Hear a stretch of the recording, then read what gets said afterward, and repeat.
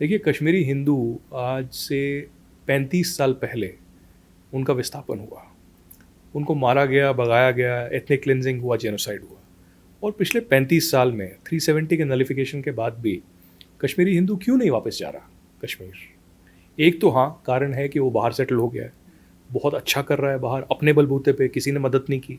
पूरी दुनिया में चाहे किसी भी इंडस्ट्री को पकड़ लें, सीईओ हैं, एमडीज़ हैं, मीडिया में भी एडिटर्स हैं। लेकिन एक सेंस ऑफ सिक्योरिटी जो हिंदू को चाहिए, और हिंदू तो सबसे लिबरल है, हिंदू तो सबके साथ रहना चाहता है, सबको माफ़ भी कर देता है और घुल मिल के रहना चाहता है, बट पीस चाहिए उसे, अपनी आमदनी चाहिए, नौकरी चाहिए, एजुकेशन अच्छी चाहिए और परिवार को जो है अच्छे से रखना है। ये एक हिंदू की मानसिकता है। और हिंदू अगर कश्मीर जाए और वहाँ पर अभी भी उनको मारने की साजिश रची जाए, अभी भी वहाँ पर उनको गाली गलौज की जाए, अभी भी बोला जाए कि नहीं आप तो मोस्ट वेलकम हैं, आप तो कश्मीरियत का बहुत बड़ा हिस्सा है, लेकिन कश्मीरियत तो 90 में ही ख़त्म हो गई थी। उसके बाद क्या करेक्टिव मेजर्स लिए गए? आप बोलिए, पिछले 35 साल में एक आतंकवादी जो कश्मीरी हिंदुओं को मारने के लिए कन्विक्ट किया गया हो? एक भी नहीं। तो कहाँ से कश्मीरी हिंदू वापस जाएगा? आप सोचिए, यासीन मलिक भी जो जेल में है पिछले 5 साल से, वो एनआईए के हवाला के केस में है जो 2017 में रजिस्टर किया गया था। आप सोचिए, यासीन मलिक ने 4 इंडियन एयरफोर्स के लोगों को मारा। और कौन सा ऐसा देश होगा, और ये मेरे को शर्म आती है बोलते हुए, कौन सा देश होगा पूरे विश्व में जिसके आर्मी या एयरफोर्स के लोगों को मारा जाता है, निर्ममता से मारा जाता है, और आप 35 साल से उसका केस मतलब कर रहे हैं, घसीट रहे हैं, घसीट रहे हैं, घसीट रहे हैं।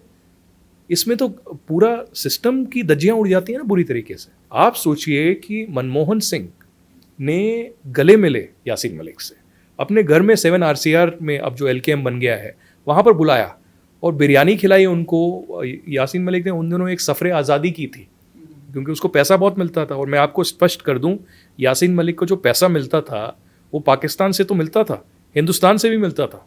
इंटेलिजेंस ब्यूरो यासीन मलिक को पैसा देता था और उनको लगता था कि ये हमारे लिए काम करेगा कश्मीर में और हम जैसा कहेंगे वैसा करेगा।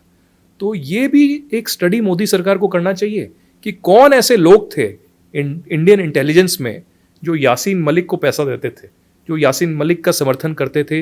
यासीन मलिक का किडनी में प्रॉब्लम होता था, हार्ट में प्रॉब्लम होता था, आँख में प्रॉब्लम होता था, तो दिल्ली में उसको सुविधा मिलती थी, होटल में रुकाया जाता था, सिक्योरिटी दी जाती थी और बाकी चीज़ें मुहैया करी जाती थी। अमेरिका भी लेके गए यासीन मलिक को। तो ऐसे कौन से लोग थे जो मदद कर रहे थे हिंदुस्तान की सरकार में? इसका क्यों नहीं ऑडिट होता?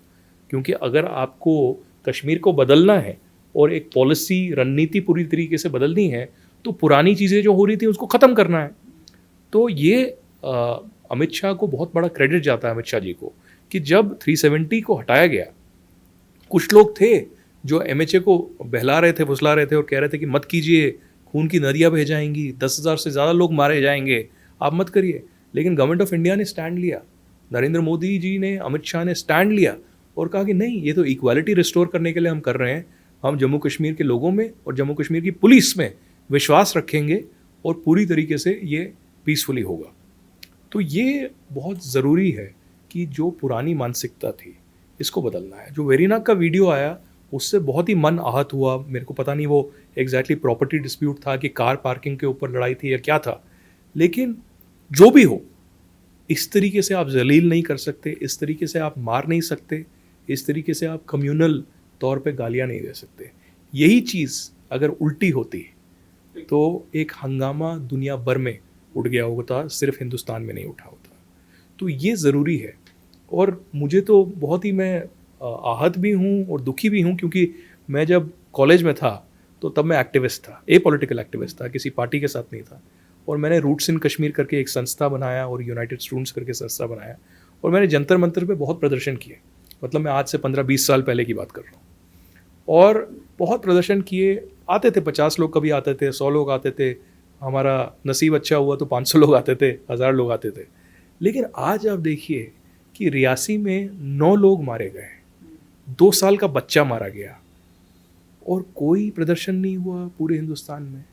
कहीं हिंदुओं का मन आहत नहीं हुआ, और कहीं पर भी जितनी भी ये हिंदू ऑर्गेनाइजेशंस हैं, जो राम मंदिर भी जाती हैं, वाराणसी भी जाती हैं, साउथ के भी जितने हमारे पवित्र मंदिर हैं, हर जगह जाती है, लेकिन उनके लिए उन्होंने कभी भी आवाज़ उठाने का नहीं सोचा, और 3-4 दिन में ही आप रियासी भूल गए, पूरी तरीके से भूल गए।